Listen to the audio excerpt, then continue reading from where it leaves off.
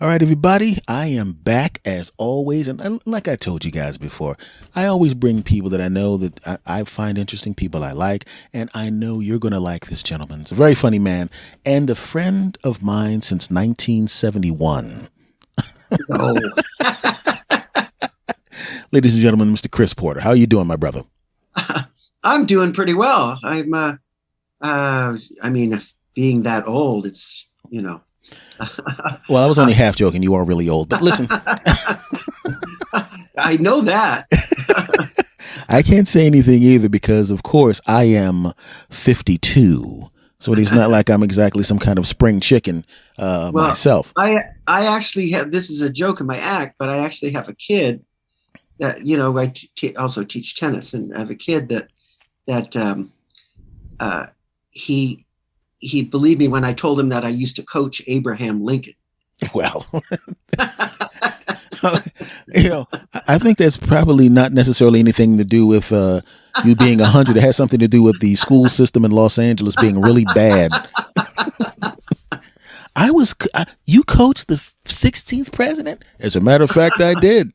Yeah. And I was and Jesus was on the volleyball team with me.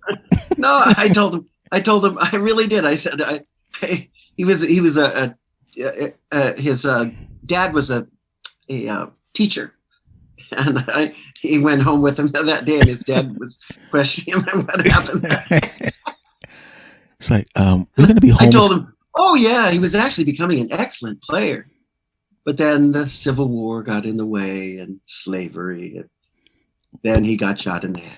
Yeah, I was going to say, it's like, he's like, he was pretty good until the brain he got shot in the back of the head. The bad part about it was James was a Booth shot him in the head because he kept losing to him. Yeah. And a lot of people don't realize that was a tennis revenge. He jumped in. That last shot was out. Bow. And so, and so, but that's a really, it's always been like, every time I know comics when we do other things in addition to our comedy, and you would tennis, and so, and that was, because when people are tired after a job, they're tired, but when you're literally playing tennis all day long, first of all, I already know you could probably list off at least 10 injuries that you're working with right now. Yes. Mm-hmm. A lot of them are from years and years of just pounding away at my body.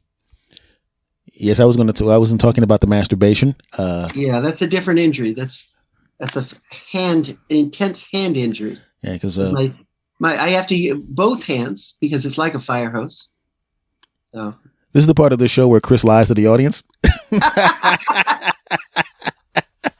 Because the thing is, it's just a weird thing because it's weird because I see people who are athletes.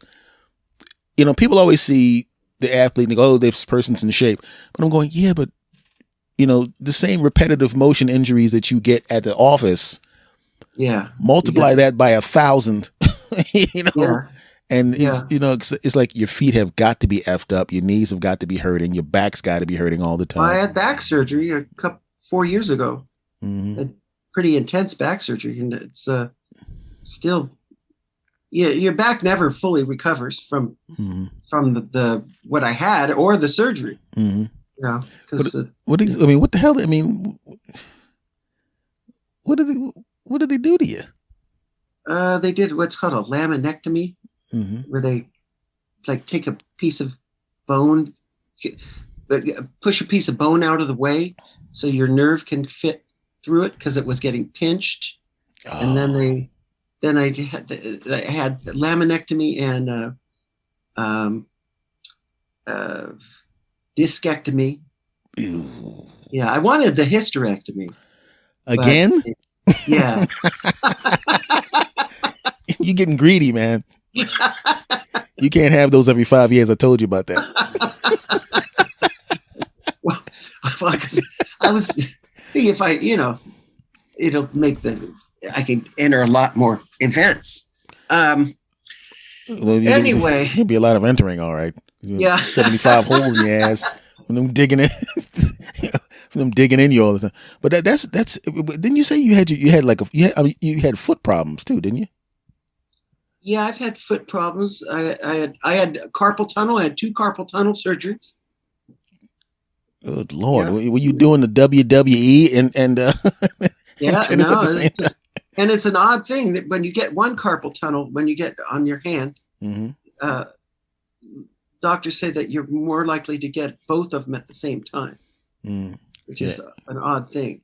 So, because it's a repetitive motion thing, but why would I get both of them when I'm using my dominant hand for tennis? But I do use the other hand to pull the racket back and stuff. But I got both at the same time, and I got them both done. Now, how did you? So they anybody out there, get it done. Get it done. So they chopped on both hands at the same time? No, they within 3 weeks. I was going to say, I'm sitting there going, maybe you should tell the doctor to do one at a time. Yeah, you're not in the big case. Like, oh, we're in a hurry, Chris. Put your hands up, both of them. Wait a minute. No, I couldn't go that long. How am I going to get back? I can't go that long without sex. I know. There was always a lack of tissues at the house, and I didn't know why at first. It's the crime. Crime. But that's a weird thing because but what is the deal? But what is the deal with because I know you do voiceovers too, but and I'm gonna stay off of that for a second because I know that obviously I had you on the show before, but the audience that I have now, even though it's the same show, it's obviously it's a larger audience, but it's also a lot of different audience. So I'm gonna have to cover some stuff that we already covered and stuff that I already know for the new folks. Right. Like, you're gonna confess to the serial killings now, or are you gonna do that near the end of the program? Near the end of the program. Okay. I'd like to leave the best for last. All right, I got to cut that part out. I don't think you want people to know that you're going to cut that part out. People don't do. You're going to stick with the comedy. Now, for those of you listening, Chris and I have known each other literally decades. Yes. Both of us have really, really, really weird senses of humor. So I want to apologize in advance for the stuff you're going to hear because it's not normal. I just want to let you know. Steve, I think it's been since 1995. 1995. Yep, that's right. Didn't I meet you at the Laugh Factory? You did. Yeah, we went outside of the Laugh. Oh God! For those of you listening, there's a club on Santa Monica Boulevard called the Laugh Factory. It's a legendary club. I don't know if they still do it now, but at the time you'd have to line up. Obviously, this is a long time ago. It's on Sunset. Yeah, on Sunset. Yeah, Sunset, and you'd have to. What did I say? Santa Monica? Yeah, you said Santa Monica. That's right. Good Lord! It's on Sunset Boulevard, and you'd have to line up outside the damn place during the day and sit there like a jackass, waiting to sign up at 6:00. And the thing was, everyone kind of had a gentleman and a gentlewoman's agreement where, we'd kind of show up at, 12, 1, 2, you know what I mean? You didn't want to be a douche about it, right? But there was one time a guy showed up at 6:00 in the morning and he slept in the doorway. And I told him, like, dude, don't tell everybody you got here at 6:00. Because, first of all, he'll help you out because it'll guarantee you a spot. But if you tell everybody else you get here at 6:00 in the morning, everyone's going to come at 6:00 in the morning. Yeah. He walks around the corner. I've been here since 6:00 in the morning. I'm going, God, you idiot. So now everyone had to show up at 6:00 in the morning. But that was how you got a spot on the quote open mic night. There wasn't even an open mic. There was a showcase night at the Laugh Factory. Are they still doing that? I don't know. I don't think so. I don't hear as much about it, so I don't. Yeah, because that was because the thing is, when you come from a different city and you're used to working regularly on weekends and being a professional and showing up at the club and everybody knows who you are and all that kind of stuff, and then you come to Los Angeles like, yeah, we don't care if you headline, sit your ass on that street and Yeah, and the reason that they made you sit out there is because it was great advertising for the club. Yeah, that's why I usually hung my junk out my pants. I wanted some good advertising for me as well. That's what drove the crowds away. I remember that day. Hey, look, you got to do what you got to do. You know what I mean? We said, "Oh my God, it's a monster." I was, was worked out for me. So the club was empty, but my car was full. But that was really weird. And then you worked at Sharper Image, right? Yeah, when I first got to LA. Yeah. Because I remember going in there with this girl, and I don't even. Oh, I dropped her off at work or something like that. She wasn't even somebody I was dating. It was just another comic I was hanging out with. Yeah. And yes, and then that's where the friendship started. Sitting on the ground and walking around Sharper Image and not buying anything. Yeah. I remember that. Now, what I want to know, damn it, is what in the blue hell made you pick up the microphone? Everybody has their origin story, and I'm curious. Okay, I'm not gonna lie, I'm not curious. I know the story, but what I'm saying, but they don't. They don't know the story. I was an actor. I really wasn't. I was just a tennis instructor for years until years ago. But I was an actor at San Diego State, and then I moved to Florida to teach tennis. Well, first I moved back to Lake Tahoe, where I'm from, taught skiing, and then I moved to Florida. And this guy James Vernon, comic friend, he taught the class. I remember, and it was like a 5 or 6 week class. It ended with a showcase, and I had a really good set that night. And I thought, oh, I was on top of the friggin' world. And then I bombed for 3 months straight after that. just eating shit, bigger shits and shits. It was horrible. But at least the first set was good. Yeah. It's like, now for those of you listening, I know you hear me laughing at my friend's torture. But you got to understand, everybody that does comedy, when you start out, you really don't know what you're doing. So if something you do works, you don't know why it works. So it's hard to reproduce it. And so everybody goes on, they'll have that one good set and they're going, because I remember my first set was really good. I crushed that place. Then I go back the next time and I'm thinking, oh, I already got this mastered. See, it was like that set was Wednesday. Should have my sitcom by Friday, Yeah. And then the real world opens your legs and hits you in the balls with its 2x4. Yeah. And that is the longest drive or ride home in the world after your first mega bomola. Oh my God. It hurts more than physical pain, I will say, or as much as physical pain.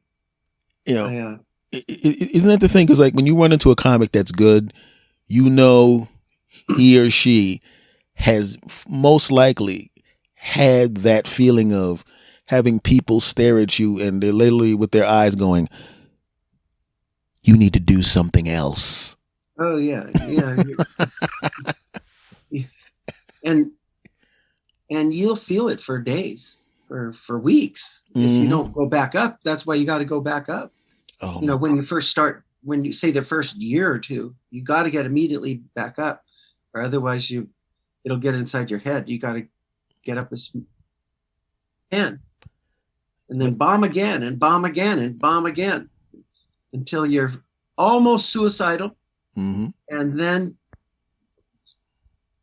jokes start to, but then the suicidal doesn't stop. You got sound effects now? What the hell was that? Oh, that's my computer. That's it's doing weird things. But the thing about it is when I was watching the it's like that first year of stand up basically is the equivalent of hazing. Yeah, that's a good. Yeah. So when you have people that do that, because it's really weird because it's like when you watch your young relatives, like a baby learning how to walk, and you're trying your best to make sure the little knucklehead doesn't crack his or her head off of that table.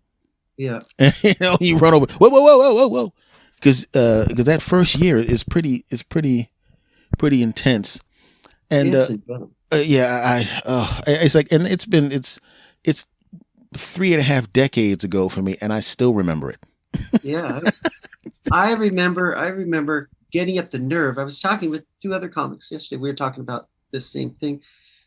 Used to go to this place called Pedersen's in Culver City, and it was where all the cool kids hung out, and it was like alternative comedy, and okay.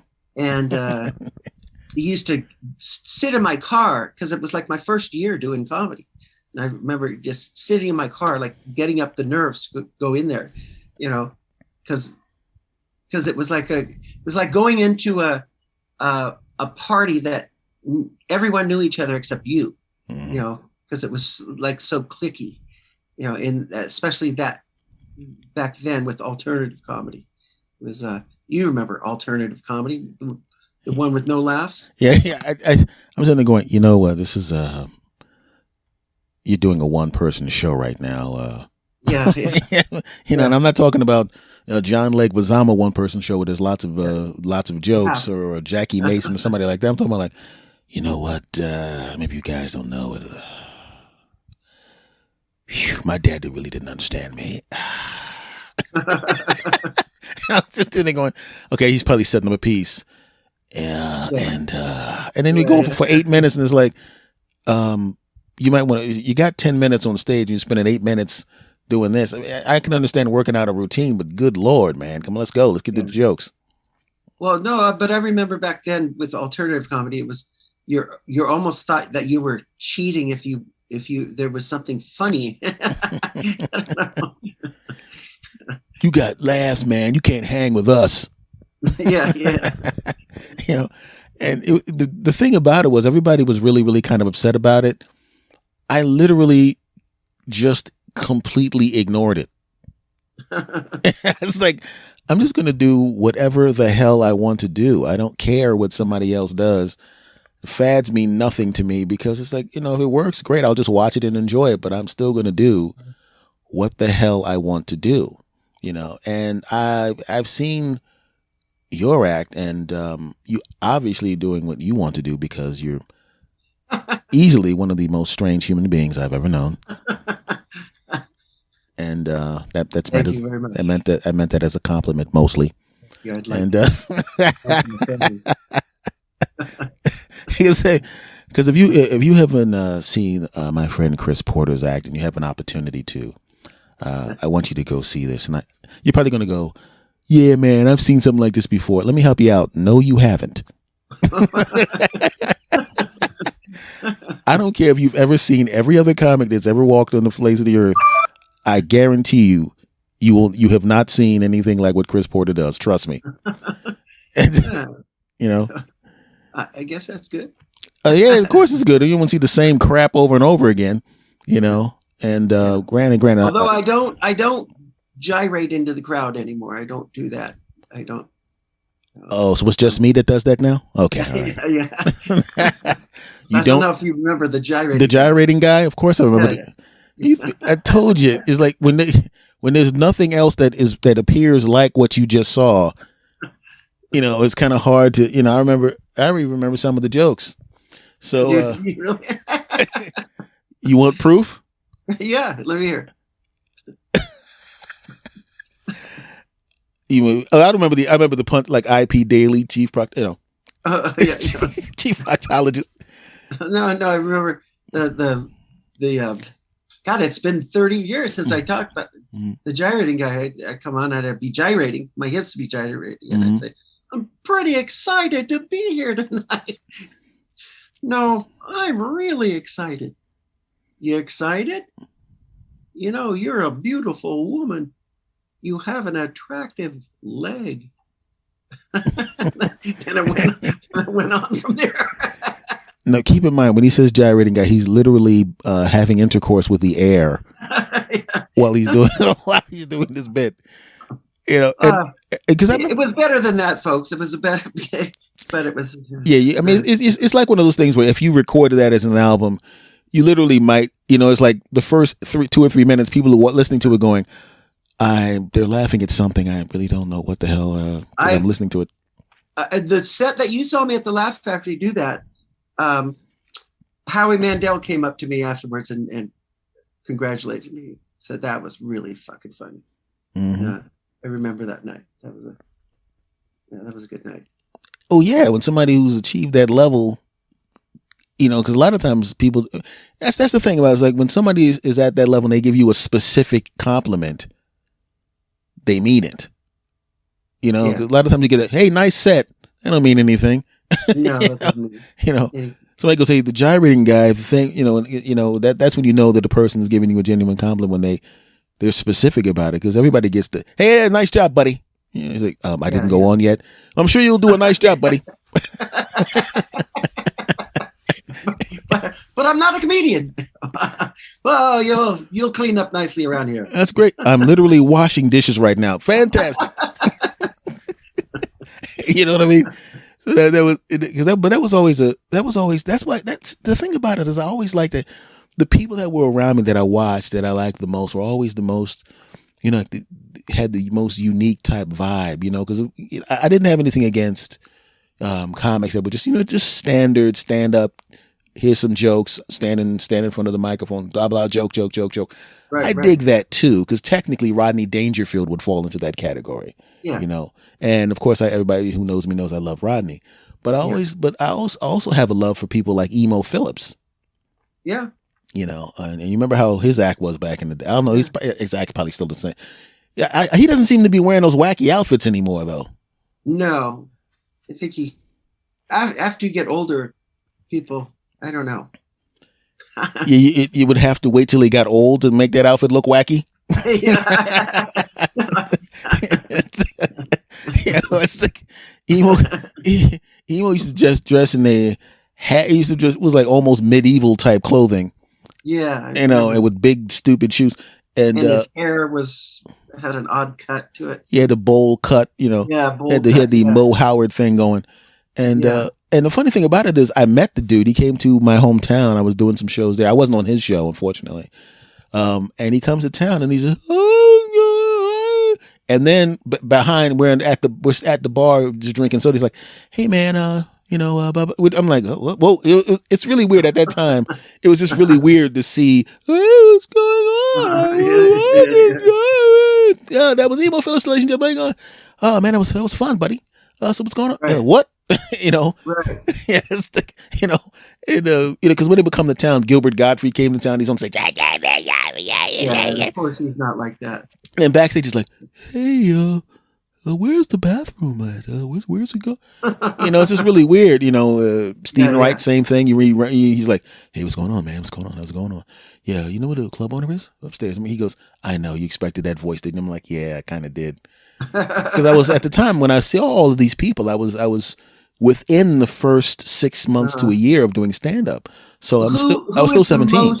Who is the most like themselves that you've ever met as a comic, as like a famous comic, that they're the same on stage and has a defined personality? Jesus Christ, none of them. It's like the closest. I guess the closest was Dice. Oh, was he like that off stage? Like, he wasn't like, hey, he wasn't doing that. Right. But he's like, hey, you doing? I'm going on stage over there, gonna do my thing. I said, Dice, your music is on. Hey, I understand that. Thank you, man. All right, I'm just gonna let it simmer a little bit. He goes on. But he was super. I mean, I was just a kid, so he was like super nice to me. I'm not even 18 yet. And the statute of limitations is over because I was not supposed to work at that club at that age, but they can't get him now because that club's closed. So I can admit that I was working there at 17. And he was nice. Tim Allen was basically the same on and off stage. He was basically the same guy. Real nice guy to me as well. Bill Hicks was literally exactly the same on and off stage. Like exactly the same guy. It's like I was waiting for. I thought it was going to be some kind of persona, and I walk up to him and say, "Hey, Mr. Hicks, I'm a big fan of." Yeah, it's good, man. Thanks a lot, man. Yeah, how's the crowd tonight, man? It's a good crowd, but I mean, they came to see you, so you're going to kill. Oh man, good words, man. Thanks a lot, man. I'm going to go up there and have a smoke. And that's basically what that was. Oh, still there, Chris? Hello? Oh, there we go. Lost your voice there for a second. Yeah, I lost yours for about a minute and a half. A minute and a half. Good Yeah. Lord. Oh man, it's a shame because I was telling everybody the secrets of the universe. Oh, sure. And I was explaining the pros and cons of string theory. Oh, okay. And but since you missed it, yeah, you missed it. Yeah, you that was weird. You kind of just disappeared there. Anyway, it's yeah. If you have Zoom stock, you might want to sell some of it. It's like when people get disconnected when on a cell phone, they always call back. What happened? Well, it's a cell phone. It hasn't been perfected yet.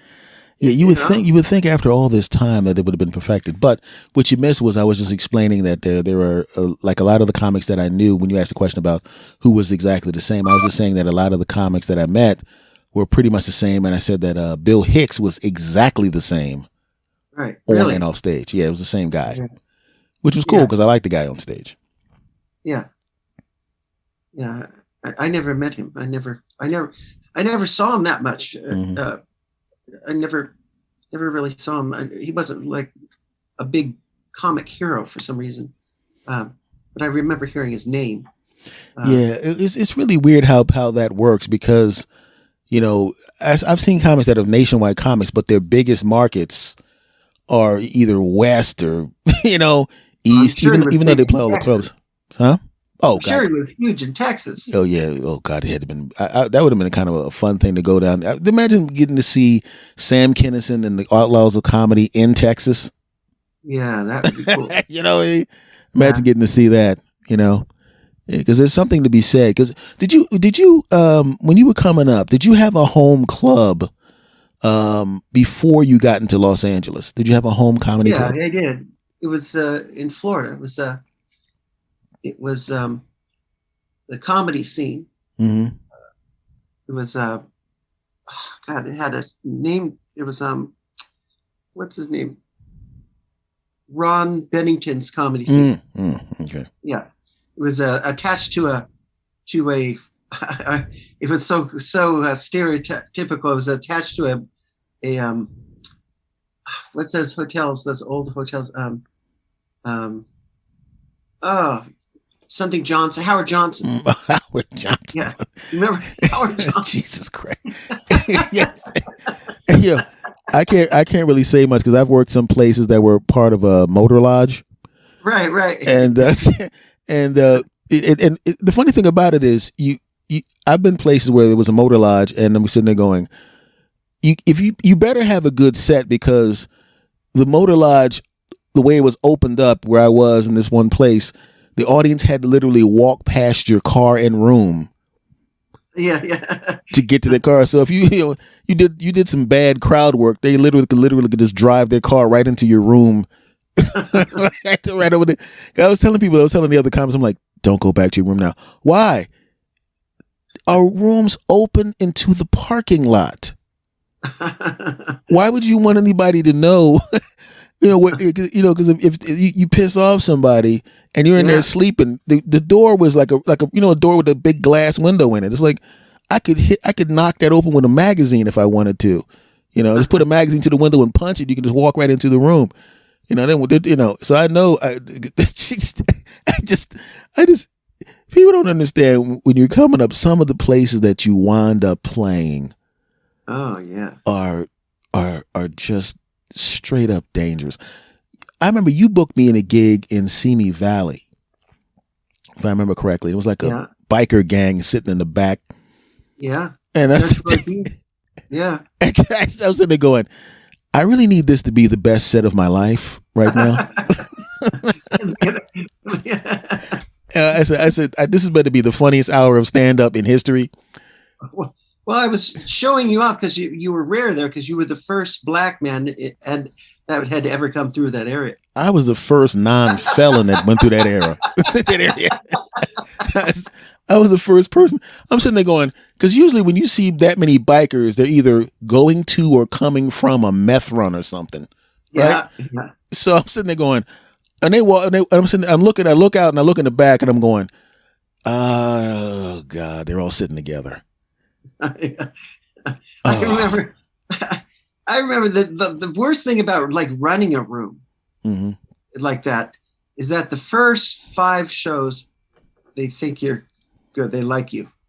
And then after that, they just start to turn because they're used to you and they can, it's just a weird thing because, well, a lot of them are just alcoholics. It was an alcoholic bar, you know, and well, yeah. I remember one of the people that we worked in management was a cross-dresser. I remember that. That was a cool place. I had Bill Burr played that place. Bob Marley played that. You know, all these people. So you couldn't have given them the gig with the damn biker gang in the back. You had to save that for your boy over here. I still remember. I still remember doing that set. I swear to goodness, that set is burned in my mind.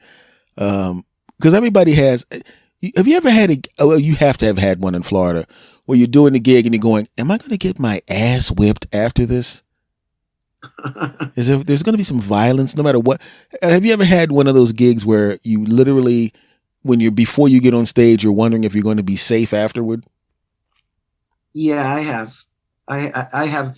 Well, it was a weird phenomenon up in, like, this was years ago up in Butte, Montana. Oh, wow. And I just remember, I was like, I made it was all these guys with these 10-gallon hats, and I made their girls laugh, and they didn't like that. And they just wanted to beat the shit out of me. I don't know what it was. I'm sure there was more, but you felt their presence of you making their women laugh. And it was kind of a weird feeling. You could feel it. And they didn't like it. And I do remember that. And I had a really good set. I remember that. I had something very similar happen in LA where there was gang members in the audience, and their girlfriends are like, ah, ha, ha, and they're looking at their girls like, why are you laughing at this N-word, right? So, so I'm looking at them and I'm going, really? Yeah, and I'm going, I literally, in my mind going, I have to make these guys laugh. I have to. If I can break one of them, if I can get one, and you're not going to do crowd work because that's just, come on. But I said, you just asking to get shot in the parking lot. So I'm just going, I got him. If I can make one of these, if I can get one of these guys to laugh, he will give permission to the other ones to laugh. And I looked at the hardest one who looked like literally he practiced killing people for the real killing. Right. And I said something. I was like, I'm going to say, I forgot what I did. And I said something and he goes, and he just started laughing. And, and he had that little one of those. Right. And his boys looked over at him and it was almost like we have permission to laugh. And then they started laughing and I was like, okay, we can now resume regular programming. Because it's really weird how people will come to a club where the whole idea is to laugh and have a good time, and then you're so insecure that somebody else makes your girlfriend laugh. I'll say, you didn't do that. Was that during the period where you were doing the gyrating guy? No, I don't think so. I don't. Yeah, because I will be talking to myself right now. If you had done the gyrating guy in that. How far? I've never actually been to Montana. I've never been. I mean, obviously, I've been to the West Coast. I lived there for almost a decade. But what did you feel like when you went to? Other than obviously this specific incident, what did it? I mean, how did you feel? Was there a culture shock when you went up to? You're like, you're damn right. I don't even need to finish the damn question. Yes, there was a culture shock, you bastard. There definitely was, and you felt, and you wonder, well, will these jokes work here? Will these same, and that's why you do the road. It's just, will these jokes work in this particular area? I hope. Sometimes they don't. Sometimes you got to change them. Sometimes you can't do them. Sometimes you got to quote dumb things down, and that's just a matter. That's part of being a comedian. Yeah, Being able to change things up and know your crowd. Yeah, there's a lot of self-preservation. Yeah. Someone asked me recently, my worst crowd I could think of. Worst crowd I could think of is a group of sorority girls, or like having their bachelorette party. That's just like a nightmare. Just first of all, they're too cool for school, and they don't want me to be the center of attention. They want to be the center of attention, and I don't know. I'm just not that kind of comic to.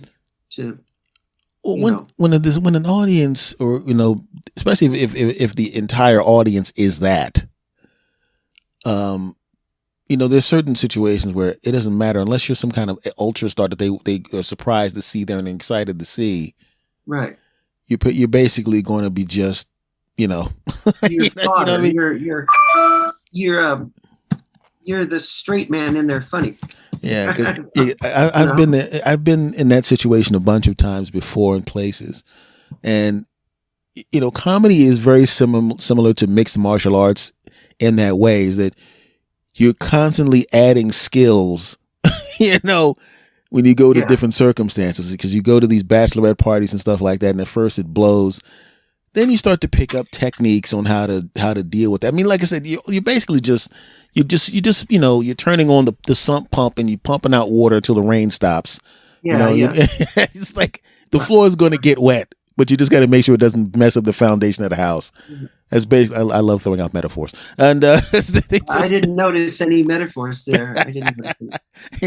But that's basically just that situation. Because, I've been in those. I've been in ones where I saw dudes get stabbed in the parking lot going in to the club. Dudes getting stomped. Huh? Going in? Yeah. We were going in, and they were fighting in the parking lot. And then they were fighting. And then on the way out, the dudes were stomping each other. I'm like, get the money, and let's get the F out of this. It was one of those places that. I would never accept those gigs when I got into my 20s, because by that time I was good at it, and I was like, I'm not doing this crap. Where's the place? It's called Flopty Flops. Is that the place that people stab each other in the parking lot and stomp each other on the way out? I heard about that place. Hell no, I'm not going there. The most recent, Floppy Flop. You never heard of that place? Yeah, I've heard of it. An incredible place. It's closed now. It's been replaced with Whoop De Whoops. It's a chain of clubs. But that's just the one of the most recent one that I had was a few years ago. After that, everything's been pretty cool for the most part. We went to a place where it was the differently abled, right? Right. But the thing was, they were physically, they had problems, but mentally everything was perfect. It was just their bodies that didn't work. Oh. So I was like, and she goes, "Do you want to take the game?" Going, the hell? I mean, it was like they don't have to do backflips after the jokes. Yeah. So I was like, of course I'll take the gig. It was close to where I lived at the time. I mean, it was like somebody goes, "Yeah, you want to make $300 for talking for an hour in front of a crowd?" I'm like, and by the way, for the IRS, I paid taxes on that money. Thank you. So I drive. So I'm like, this is like 11 minutes from my house. Hell, I'll drive right. I drove right to the gig. One of my best friends, an older guy who I still love this dude. We used to work together all the time. So it was a double headliner show. And he goes, you want to go first because, you have more energy. You have an energetic set and you'll get them going and, it'll be easier for me. And I'm like, of course, man, I'll go first. And he was kind of nervous. As it turned out, as we're sitting there, there's dudes going by in wheelchairs. And the guy's like literally like Stephen Hawking, like a little tube in the mouth. He blows the thing and he pulls it and his tube. He goes, "Hey, there's a comedy show tonight. I mean today, because it was during the day. Oh man, I really wish I could have seen it. I got to go to work though." So I'm seeing all these people being pushed in wheelchairs and going, they're paraplegics and quadriplegics going off to do other activities. I'm going, it sucks that these people have physical problems, but if this is who's in the building, I mean, you just do your regular set. Right. Who cares? As it turns out, No, the people who were in the room not only had no problem with their bodies, but they were mentally almost like, I think the mental age was 11. Oh, really? Or 12 or something like that. Uh-huh. So when you would say something that, ironically or something like that, they would take it literally. Yeah. So it's I tell you, man, I was afraid my wife, if I would have did that, my girlfriend would have killed you. Oh, then you should probably not have a girlfriend like that if she's going to kill you. Yeah. So there's a whole audience of that. So I'm going, and I look up at the clock and I'm going, 59 minutes. Yeah. Right. So I immediately take the entire act and turn it into make all the physical motions bigger. I take the act and I kind of just, as you said, I kind of lower the level of that you have to understand the jokes. I had a lot of material, obviously, so I that's kept it really cool. And I made it a point to stretch and do the physical stuff. So they're laughing, but the guy behind me does a lot of political material. He's got to kind of act where you can't do that, and he's looking at me like he's shaking his head like, "Oh, sweet God, no!" And that was the last gig that I had that was weird. I got my money, and he just waved to me like, "Don't you want to stay to watch this?" And I just left. But that was the last time I had a gig that was not just like a regular show, for the most part. Right. And it's just really weird when you go, because what am I gonna do? Get mad at them? Well, I have this one joke where I say, I'm talking about online dating and how no one looks like their photos. Mm-hmm. I say, in one of the things I say about how much I fooled them, because I'd look like Denzel,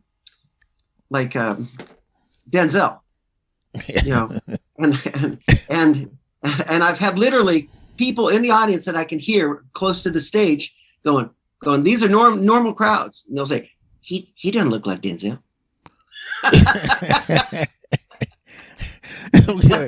Okay. He doesn't look like Denzel. I swear he doesn't look like Denzel. That's the weirdest thing, is when it's like you're sitting there and you're going, I'm hoping they're joking back with me, because it's like, because I've always, that's just a weird, because because I remember when you like, I would see comics that would do really smart acts, right? Uh-huh. And I'm sitting there going, we're all smart, dude, but you're intentionally picking these things where a person would have to have specific knowledge of that subject, right. Not a working knowledge that an average person would have, but a specific knowledge. They would have to have that, at least a minor in college in that specific thing. So the guy who goes on stage, and I'm telling you, it was almost like a Spooky Rock. Right. You guys don't know what a Spooky Rock is? Oh my God. Right. Oh, what kind of crowd is this? And at first I thought he was joking around trying to do a character, and I'm realizing his whole act was, even like Dennis Miller would have been in the back going, I don't get it. Yeah. So it was, and that's one of those things I never understood. It's like, dude, calm down. It's going to be all right. It's going to be all right. All you get. And he's sitting in the back with me, man, this audience is dumb, bro, with a bunch of dopes. And I'm sitting there going, I don't know this guy well enough to older brother him. You know what I mean? Right. I'm saying, I'm not, because he's not in the mood to listen to because I love when people when I was younger, but older brother me, I soaked all that knowledge in. But if I said anything to the guy, I'm like, yeah, sure. Then I would see online, yes, Anthony Thomas is an ass. Gonna tell me what to do. Dumb bastard. I hate his guts. He stinks. He blows. So continue to suck on your own, my friend. I don't even know if that guy does comedy. I think that guy's probably, I don't think that guy, in fact, I'm pretty sure, if I remember correctly, he doesn't even do comedy anymore. So, well, there you go. But now, what I mean, now, you also, my friend, like I said, you started out as an actor, you moved on to comedy. And of course, you moved on to voiceovers. Voiceover? Yeah, I'm actually auditioning for voiceovers right now via this podcast. That's why I did that. I want people to know that I can sound like a talking car. Yeah, I was almost Piglet for Winnie the Pooh. It was many years ago. I got very, very close to being Piglet. I was there, but it didn't work out. But that's all right. I'm still here. And that's the part that blows when you have something right in front of you. Oh, it was right in front of me. And you already know what the money was going to be. Yeah, I don't know what the money was going to be, but I can imagine what the money was. You know what I mean? Is that, when you have well, it's not going to be 20,000. You know what I mean? You know what I mean? Yeah, yeah. It's going to be quite a bit more than that. Probably 10 times that. When everything is all said and done, And that's the thing. It's like you never know. Very similar. Earlier when we were talking about Jamie Masada's Laugh Factory, about how it's a great place to be. But the thing is, when you go there, you have to realize, just like when you go to the Improv or any of these other clubs, that you do it very, very well. You can do very, very well. But unfortunately, it's the same thing with casting. If you go to a casting, you're auditioning for a television program, especially television and in movies. A lot of times they're looking for a specific type, and you have to fall into that specific type. Yeah, in LA you do. And a friend of mine went out to Los Angeles, and I was telling him, I was like, dude, when you audition at these places, just remember, they're going to be looking. They literally have to look at you and see the sitcom. Just keep that in mind. I told him when he went out there, and he went out there, and he comes back 3 years later. Yeah, I should have listened to her. He made the same mistakes that I made, which is, I'm going to show these guys how great my jokes are. And he bounced from topic to topic to topic, getting laughs, but they're like, yeah, that's not helping us. And ain't helping us at all. Yeah, I think the most like ready for TV audition I've ever seen wasn't an audition. I mean, just talking about set. Let's ready for a show. Was this I saw Ray Romano do on Johnny Carson years ago, and it was like, well, that's a show. You're a show. Just your whole upbringing was a show. And you could see that. I mean, that's what he was looking for, but it's hard to find. And unfortunately, Ray Romano never got that show, and he's not working the chuckle. You know who else was like that? When I was working in Philadelphia, Tim Allen came to town. This is like really, he was just starting to break, and we're sitting there watching this guy, and I looked to my friend who was in the sound booth, and we both looked at each other and we're like, yeah, he'll have a sitcom. Really? It's like, we're looking at him because it's literally, his sitcom is very similar to Roseanne. I don't mean the show itself, but I mean when you watch Roseanne, you already saw the television program. Yeah. When you watch Tim Allen, you, like you said, Ray Romano, you saw the show. Yeah. And you definitely saw the show because they just took the lines right from his act and threw them right into the show. Yeah. Yeah. And his was probably even more definable because he have that voice that more power. Yeah. So you just absolutely knew what the situation was. And I think basically that's what some of these and that's why they like and if you really, I used to be angry about it. Right. But I can't really, obviously when I was younger, but I can't really, like when I was in my 20s or something, but you can't really fault them because if you really think about it, if these guys and gals don't grab somebody and produce a show quickly, they're the hell out of there. Right. They're gone. And as a business, if I'm going to put millions of dollars behind your ass, I need to be able to see, the show. Essentially, it's almost your job as a person auditioning for these things to make it as easy as possible for the executives to see the show. Yeah. And if they can't see it, like George Lopez, they saw the show immediately when they looked at him. Yeah. So what I'm going to do is I'm going to gain 100 pounds and I'm going to get a bus driver outfit. Yeah, the bus driver. Well, but it won't be good for my health, but you know what I'm saying. I got to get a show. You're the big fat black bus driver. I can see. Yeah, is it? And it's going to be, I'm going to have a wife named Alice, and I'm going to say, bang, zoom to the moon. I think it would work. I think that will work. Those exact lines will work. I think that I'm gonna have a friend named Ed Norton, not Norton, but Norton. And Yeah, I was thinking about that the other day, where you say, "To the moon, to the moon." I mean, could you ever show that now? You could never in your life show that now. when a guy threatening to uppercut his wife, yeah, I'm pretty sure that they wouldn't. If you wrote that in the script, you'd get fired. That's like, I mean, to the moon. Think about this. Think about this. And I'm waiting for young people, and I hope they don't, because it's one of my favorite shows as a kid. But I do have cringe moments when I watch Three's Company. Oh, really? Just what do you mean? Not the sex stuff and the people jiggling around. I'm not talking about that. Uh-huh. I'm talking about every time Norman Fell or Don Knotts does the gay jokes at Jack Tripper. Oh yeah.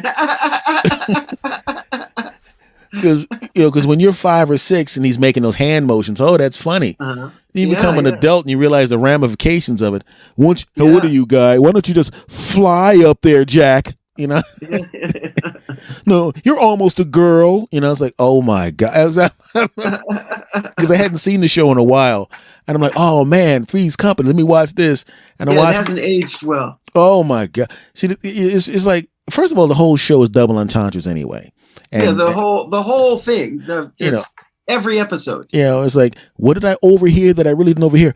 Hey, Jack, put it in. Oh my God, put it in. And then you walk in, he's putting something in the oven. Oh, well, that the meat you're putting, I was like, come on, It was amazing though that it was maybe the #1 show. That show kicked. Yeah, that show was humongous, and the thing is, when you know how silly it is, right? And we all know that they were actually nice people, and for the most part and everything. And they had to look like, so.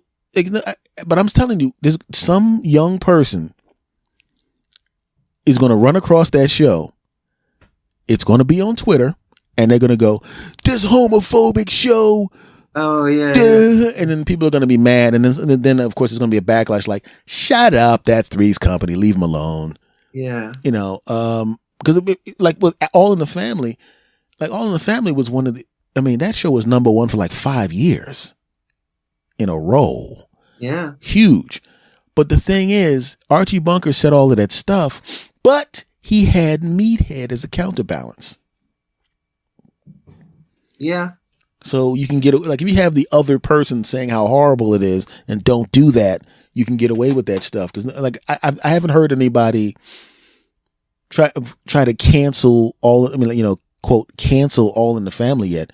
But I mean, if I remember correctly, back in the day, a few years ago, they went after Seinfeld for something. I forgot what it was. Yeah. And then, it's like they'll find old clips of something you did like in 1962. Hey, wait a minute.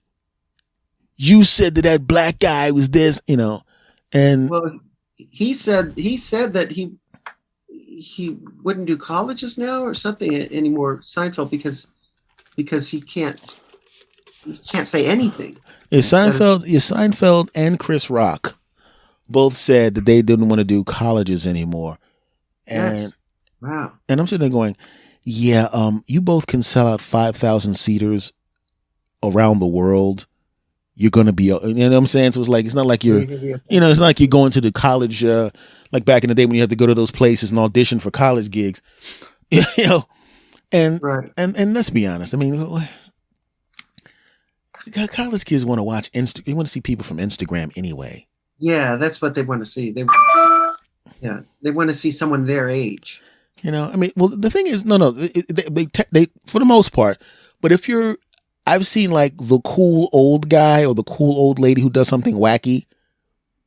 They right. love that, as long as you can be funny to them from TikTok or something.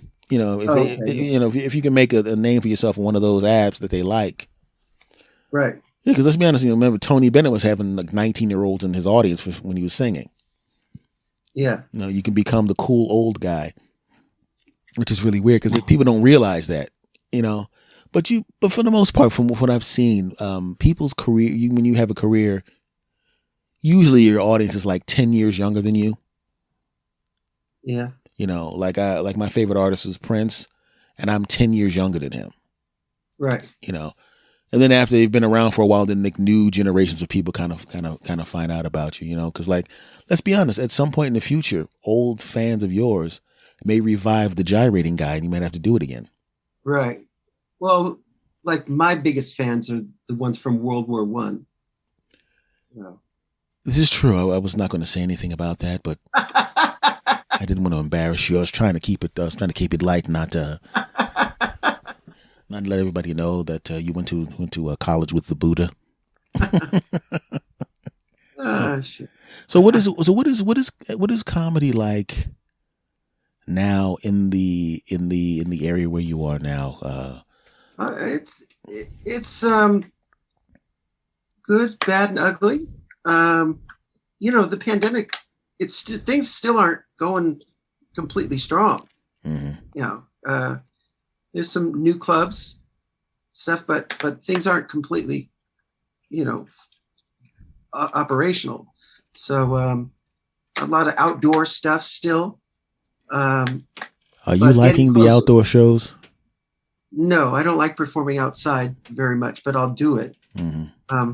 But I think comedy is very specific. It has to be, things have to be just right for the magic to really happen. And it you know, because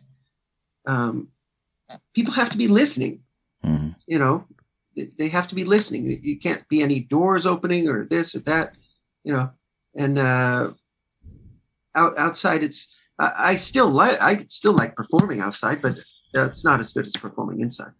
Well, the good thing about it is, you know, where you are, you don't have to worry about. You don't have any weather delays. You know what I'm saying? You know. 'Cause even though I know it's sometimes at night it gets it can get colder. Cold, yeah. You know. Well, yeah, it's cold. Yes, I remember when I went out there. I remember being out there with t-shirts and sweats and shorts on. And people going, man, it's cold. And I had just left the East Coast. I'm like, what a bunch of punks.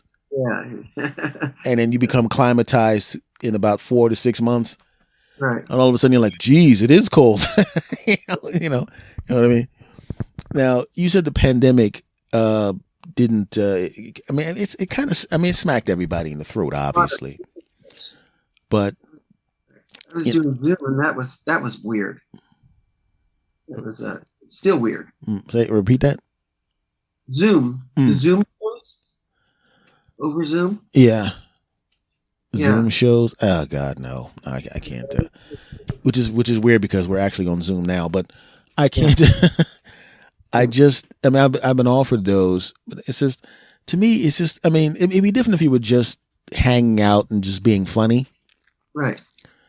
But to me, I mean, it's like I saw some people I knew they put a little backdrop in their house and they put a microphone up and then like, and here's Frank Johnson, and they come out and they do their acts to the screen. Yeah. I'm like, I don't want to. For a show, it's really weird, but for an open mic format, it's not that terrible because you're just going to see if that one specific joke, the idea of that joke works. Mm-hmm. You know, if you have the right crowd of comics or, you know, just a few other regular people.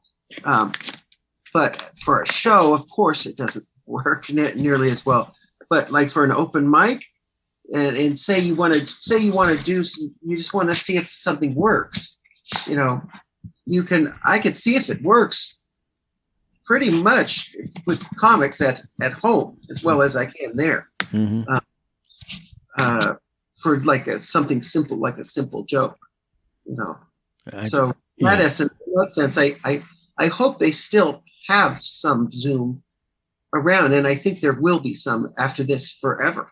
I think there will be. Yeah, well, we know everybody's patterns have completely and permanently changed because of the pandemic. Yeah. I no longer want to work hard. There was a point where you wanted to work hard? Yeah, I think you might want to try that on someone that just met you, maybe. No, I'm a hard worker. No, he's not. No, he's not. And of course he does. Of course he does. But what is he? I mean, but how bad was it? Like by the beach, because the last time I was there, obviously, I mean, when I was there, the beach was nice as hell. And obviously there was no pandemic.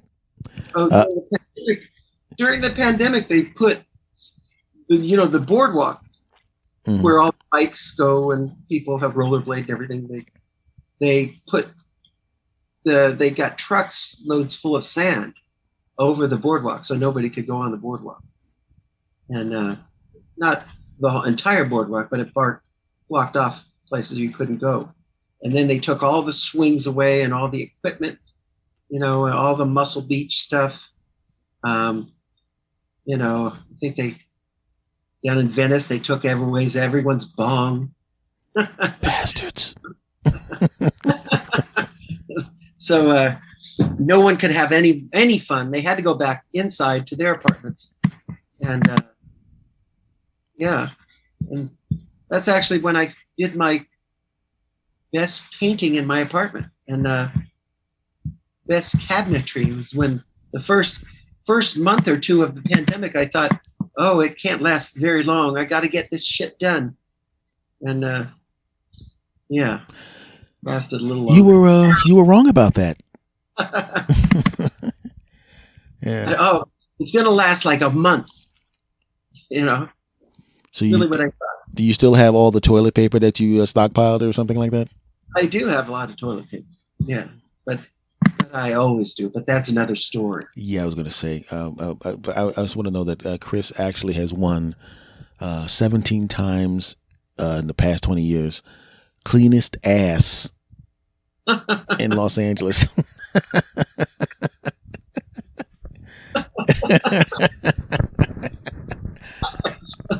I was gonna go.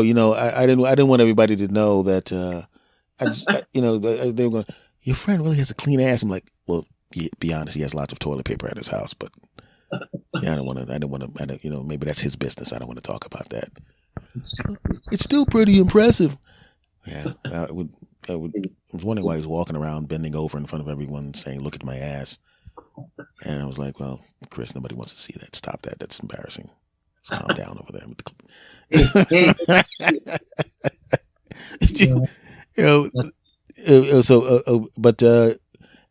You had 55 surgeries on your tennis playing body.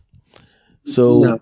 So I'm assuming that it's really weird because you ask. I don't know whether or not it's a weird question to ask people anymore.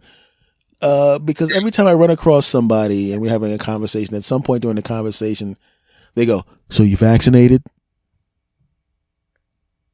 Huh? Yeah. You get vaccinated, buddy?" Yeah. Am I vaccinated? And I'm going, I'm not going to lick you or cough in your face. I got a mask on, bro. But I mean, I'm vaccinated, but it was like, it was a pain in the ass getting because they had to give it to everybody that had some kind of pre-existing stuff first. I can't understand this whole thing. I don't get it. I don't. Just get the friggin' shot. Just get it done. To me, it's just stupid on their part in that they want to get sick. Mm-hmm.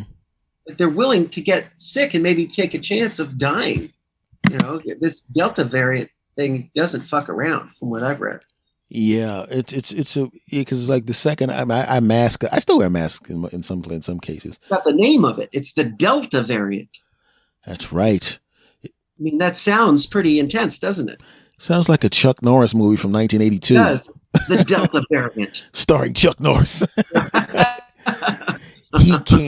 He hates those. He's not going to let those lungs do that breathing thing.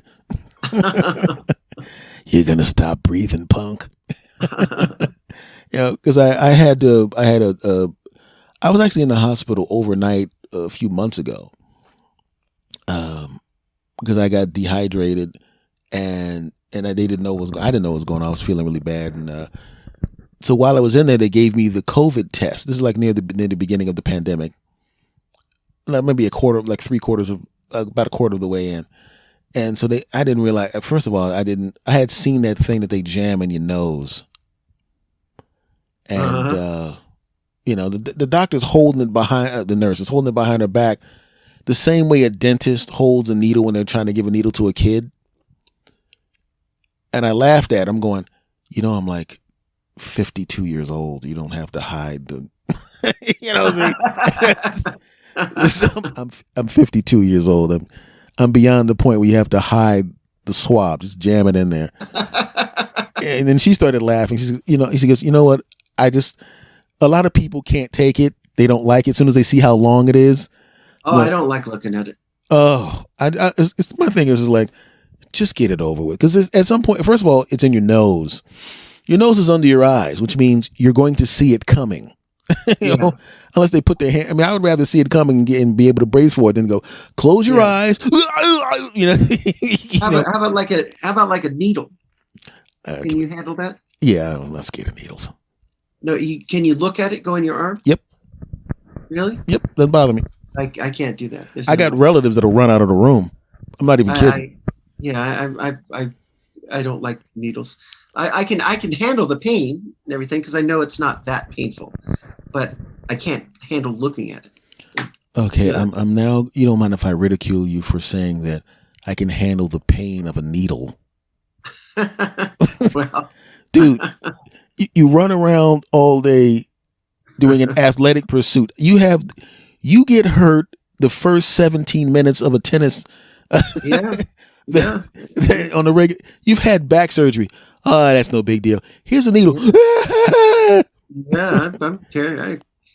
By the way, if there's anybody listening that are going, hey, S, you shouldn't ridicule your homie about needle. I said, hey, audience, I love you because you listen, but this is my friend and we're both comedians. And when a comedian sees that his friend is doing something dopey, he has a duty to ridicule his boy. And I have to do this. I remember when I got back, it wasn't back surgery. It was epidurals in your back, which is the same thing they put you under and put epidurals in your epidural. Well, how was the baby? Did the baby come out fine? The baby is fine. It sounds like that, but it's epidural. It just means it goes into this space inside your back. It's really intense. Mm-hmm. They give you propofol to go to sleep, which is the same. That's the Michael Jackson juice. Yeah. And the first shot that I got like 5 of them, different times. First shot I was just thinking about propofol and Michael Jackson. Mm-hmm. Then they wheel you in, and they wheel you into the room, the operating room, and all the guys are jamming. All the doctors are like dancing and shit. And of course, what's playing right when I go in? Michael Jackson. Yeah.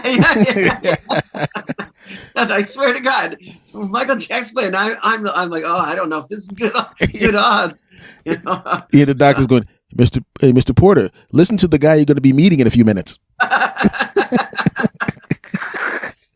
For the record, I love Michael Jackson's music, so don't be sending me no damn emails. I sometimes have to cut some of this stuff off.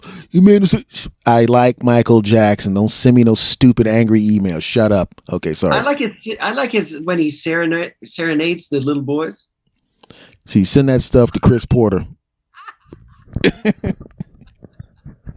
Don't send none of that crap to me. Send that crap to Chris. Those are his finest love ballads. But here's the thing, I actually have a experience with propofol myself. Really? 2 years ago, because that's what they used when I had to get the colonoscopy. Oh yeah. And it was really weird because people were going, when they get in your ass, buddy. Because my friends are really classy with them when it comes to talking about things.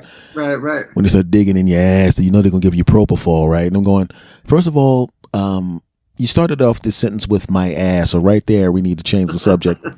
So, right, but the guy it was like a really talkative person who was handling the anesthesiologist, was a really talkative guy, real good dude, but really he was a conversationalist, right? And obviously, if it's part of the job, obviously, because you want to ease the mind of the person that's there.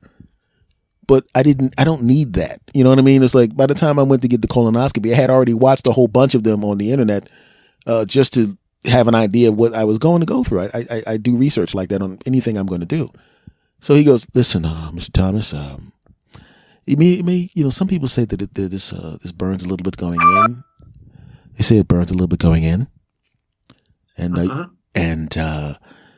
said, well, yeah, I can feel it, but I don't think it's, well, that was great, Mr. That's how fast it was. I was like, hey, and then 2 seconds later, it's like, hey, you can wake up now, Mr. Thomas. It was great. Everything's fantastic in there. Yeah. I was like, good Lord. And I can understand, I can understand how someone would go, yeah, give me some of that. But it's like, but I could also understand how you can go, nah, I'd rather live. I mean, I remember they gave me, I had like 5 epidurals, I think. And towards the end, once I tried to stay awake, like on purpose to like count down, and I couldn't get more than like 1.5. That crap puts you down so fast. Oh my God. I was like, I really don't feel it. Okay, Mr. Thomas. I was like, what? He goes, yeah. I said, 45 minutes has gone by. We just let you sleep. Yeah. I was like, okay. Because it's just a weird thing with how nonchalant somebody is. They say, yeah, you shit the bed. It is. Well, they can't say that at a colonoscopy because if you did, you'd be shitting lining. There's nothing in there. But it was just like, it's like, but they're so calm. It's like there's 5 people who are literally going to be looking up your ass, right? And they're talking, my daughter, I told her, I said, listen, if you want to go to your damn piano lesson, open your butt cheeks up. If you want to, it's like, but the thing is, they're so, he's probably going to do 12 to 15 of those in a day. Right. I just happened to be the first one. So it was like a big, like a big deal. But you're older than me, Chris. So Dr. I.T. Sphincter. I see Sphincter, chief proctologist. And so you I am older than you. Yeah. So I know you. Please tell me you got the camera. Would you like to talk about the Civil War? I can, because I have recollection of the Civil War and World War I. Well, the thing is, we don't really need to talk about the Civil War because I'm pretty sure we knew which side I would be on. So, but did you get the camera in the ass? Yeah, of course. And I got a colonoscopy. I was getting ready to say that I remember that time you got out of the chair and it was like a quick pick on the couch, and I'm going, nah, Chris, no, you gotta go to the gastroenterologist. You can't cram those the Kodak cameras in your ass. That's not the same thing. I went to Mexico and I spread my legs and they take a picture. Chris leaves the country and is like, hey man, get the cell phone camera over there. Click, not bad. We'll send it to you on Instagram. But the thing is, you said, of course. But I know personally people that are older than me, and I was not a high risk. Well, I guess, they say, are you a high risk person? They go, well, there's somebody in your family having them go. And I said to the doctor, going, Doc, name me one person that doesn't have one person in their family get it. Because because there's a lot of people that smoke like chimneys. My brother and my sister had cancer. So both? Good Lord. So they definitely had to dig into you. Yeah. My brother died of a rare cancer. Mm-hmm. My sister had breast cancer, but she's fine now. Yeah. So it's like I have my uncle, my father, and some other people in who was a couple of other relatives just getting over that stuff too. So I get it, man. I get it, because it's obviously it's nothing to play with as far as your health is concerned. You have to make sure, because when you're going in, even though you're pretty sure you're fine, you do realize once that camera gets in there, because it's the gold standard. They talk about that Cologuard, and I get that. It's 92%. It's not even 92% from what I've heard.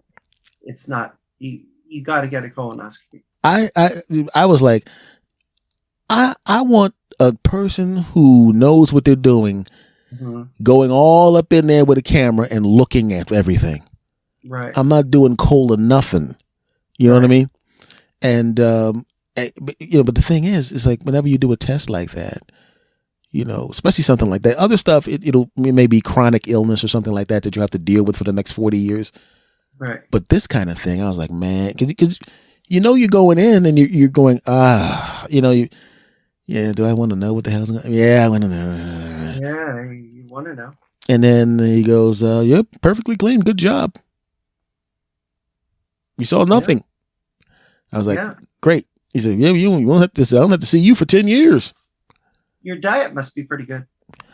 It probably was then, but I got to get back to what I was doing before. What I was doing, but it was because it was. I was surprised because they of course show you pictures. So you look at them like, I could take your word for it, Doc. I don't necessarily need a guided tour of my colon. It's like, I don't think you would lie to me about that. So no, I'm good. All right, we're gonna take the Western route. I prefer the Western route. Why are these dudes in wagon trains in my ass? The hell is the whole family going on in there? What did you eat? Did you eat that dog food from the 70s when that commercial with the dog would chase the wagon train around? Whatever that commercial for dog. I forgot what the dog. Yeah, I remember that. Yeah, it's like. Was that Alpo? I think it was Alpo. I'm trying to remember. I think it was Alpo. But there was something going, that is the dumbest commercial, But there was always a wagon. You're right. There was a wagon. I'm like, why is there a dog chasing a wagon? Yeah. I mean, they probably should. No, I don't want to say that because I was going to do a joke, but this is going to be on the air. So, get these jokes on here. Not that one again. Yeah, I'd have to edit it out. So, so no, thank you. But that's an interesting. That's I don't know. It's just a weird thing when you have to go through when you go through all of these tests and everything, man. You just that's one thing I can't stand about getting older. I can't. I just taking so much medication. Mm-hmm. I don't like what it does to your body. Yeah. It can't have good effects on your body, no matter what it's intended for. It's the side effects cannot be good for your body. Yeah, I mean, they give you something. They give you things, and it's like, it's only a 1% chance. Yeah. It's a 1% chance your balls will spontaneously combust. So, you know what I mean? If you smell any smoke in your pants, just call the office and it's like, it's just because they give you the sheet of medications. They may like, you're gonna need to take this medication for a couple months, and you look at the sheet and you're going, yeah, maybe you could have gave me a heads up that I know it's only a 2% chance that this could happen, but at least let me know because don't worry about it. I was like, okay, no problem. Because it's just a weird thing when because I know what I thought being in my 50s was going to feel like. It is not that. It is. I thought it was going to be like really super bad. It isn't. Yeah. But it's there's good parts about it, but there's a lot of shit that they don't tell you about. Yeah. And what the main thing is, what they don't tell you is they don't tell you how fast it comes. Mm-hmm. That's the main thing. They don't tell you how fast it comes because it came really fast from 40 to 60. Just really fast. Like, wait a minute. Freaking out fast. Hold on. You're in your 60s? Yeah, don't spread the word. Oh my God. You're in. Oh, hold on. So anyway, Chris, I just want to say. Okay, boomer. Okay, boomer. Like I said, audience. Obviously, I know how old Chris is, and I had to take that cheap shot because we're friends, and I have no choice. but that's the weirdest thing because I've seen people because you know what I did though, which is hilarious. Are you a millennial? What are you? Oh, I'm Generation X. Oh, you're Generation X. Mm-hmm. Okay, and so what's the characteristics of Generation X? Extreme intelligence, good looks, No, that's the fantasy. jackhammer genitals if you're a male. No, is there some sort of stereotypical thing like that Generation X, like the what's the ones after Generation X? Generation, are they the millennials? Millennials. Yeah, the millennials are getting a lot of flack right now. Yeah, as they should. Everyone's saying they're lazy and lack discipline and want things for free. And personally, I'm like, no, that's me. I just want to say right now that I'm offended by the fact that they would say that about millennials. I think millennials are awesome people. They're incredible people. I think that anything that the millennials do is pretty awesome, and I think they're great. And the fact that 33% of my audience is millennials has nothing to do with this statement. I just happen to just genuinely think they're incredible people. They are. It has nothing to do with me knowing the demographics of this show. I just want to say that they're incredible. It's like you look at the demographic. I look at the demographics of the audience and I was like, Jesus Christ, the third of the audience is millennials. But I just want to say, like I said, they're awesome, incredible people. And if anybody says anything bad about them, I'll have to fight them. So what does Generation X? What's their big thing? You know what? I don't even know what it is. I mean, there's got to be something there. I don't know. I don't really know what it is. And that's the kind of thing you have to look up on the internet, because it's like whenever somebody gives these dopey traits, I'm going, they give you these dopey traits, but a lot of times the trait is kind of locked into your age, because 20 years from now, millennials will be middle-aged and be like, look at those millennials with their, those damn millennials, and I'll be in my 60s and be like, and Generation X, they hate the millennials. Hey, millennials. You bastards.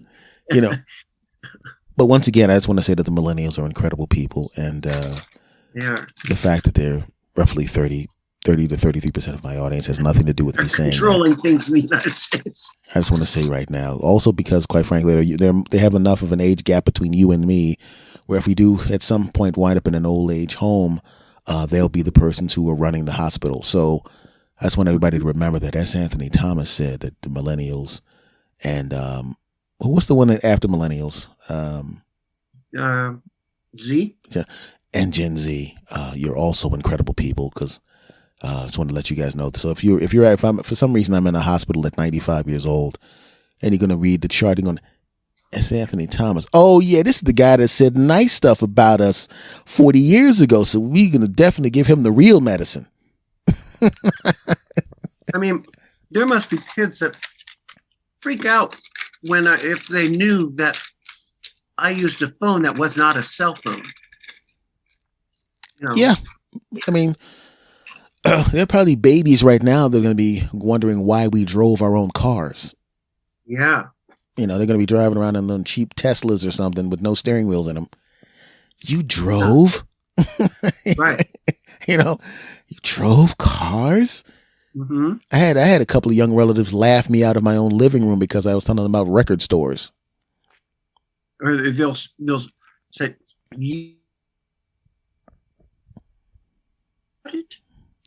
"What?" They let me go. He goes, "Oh, you went? You did what, Unc? What'd you do?" Yeah, we used to go to this place called Tower Records. Tower Records for what? What'd you go to? No, you go out. You want to buy like a cassette back in the day. Cassette. Mm-hmm. What are you talking about? Well, and I showed him a cassette. Yeah, and before that there was vinyl records, and then CDs. Yeah, I seen a CD. Little punk. And then we just download everything to our phones, man. I mean, you had to go to the store. Why would you do that? Well, now they don't even download it. They don't have to download them. It's all streaming. It's all streaming. So, I mean, I can listen to anything I want at any time for $10 a month. You can listen to anything you want for free. You just have to listen to some stupid commercials. Yeah. Because I got Spotify. Yeah. Speaking of Spotify, this show actually also airs on Spotify, so I think Spotify is also incredible.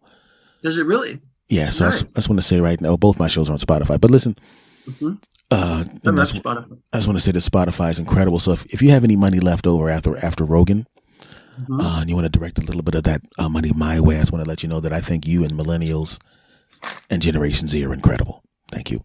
So, but they are. Remember when I still remember when people were stealing music. Yeah, Napster.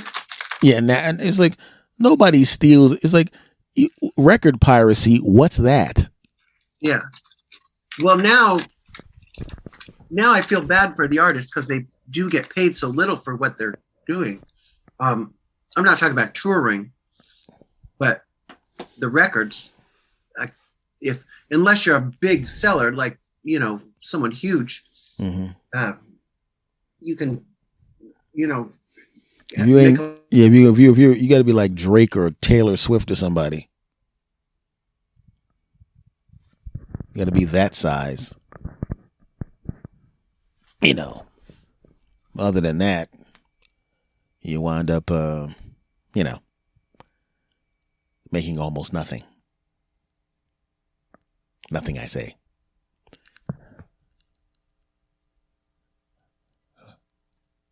Did we lose Chris? I think you might have temporarily lost Chris Porter. So for the next couple of minutes, folks, while we try to find Chris Porter again, I want to take this time to say that millennial people are incredible. And while we're trying to reconnect with Chris Porter, I just want to take this time to suck up to my audience and say that I think millennial people are incredible. While Chris Porter relinks back up. You back, Chris? I'm back. Okay, I just wanted to take that time to say that millennials are incredible. Yeah, while I was waiting, I figured while you were on mute for a little minute, it was time for me to use that time to slurp up to the audience because that's what's important. And you boomers. See, that's what he gets. He was about to call me a boomer, and just like that, his microphone went out. That's exactly. It's almost like this is one of those news programs where I just decide I don't want to hear something. No, I know you're not a boomer. You damn right. I think I'm on the edge of boomdus. I'm 1960, but I think I'm still a boomer. Good Lord, 1960. They made people back then? They did. They did. I remember one of my first thoughts was when John F. Kennedy got shot and killed. I remember my mom watching the funeral, and I still vivid memory in my mind. And I was 3 years old because my mom was crying. Remember that. Anyway, I'd hate to bring down the show. No. That's not a big deal that you would talk about. Yeah, it was going to. I'll tell you, this is really. And then the president was murdered, and it's like, I remember one of my first thoughts was, I remember I was sitting there, I was going, why is Granddad on fire and why is their house burning down?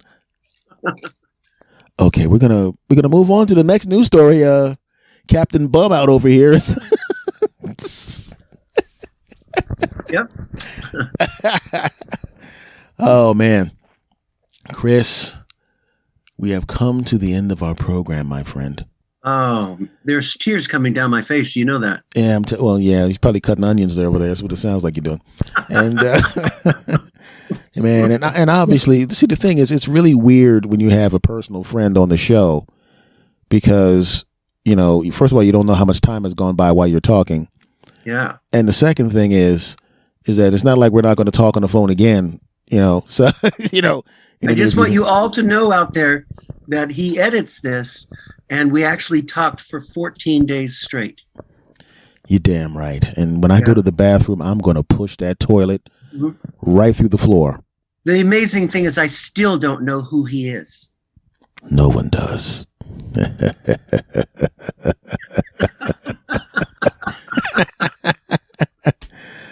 My friend, I'm gonna say goodbye as far as the show is concerned, and I'm gonna stop this. But I want to talk to you for a couple seconds after I stop this recording. So as far as you audience members are concerned, the show is over, and so technically, I'm going to say goodbye to Chris show-wise and stop the recording, and then we're going to talk a little more because that's what you do when you have friends on the show. All right. Yeah. All right.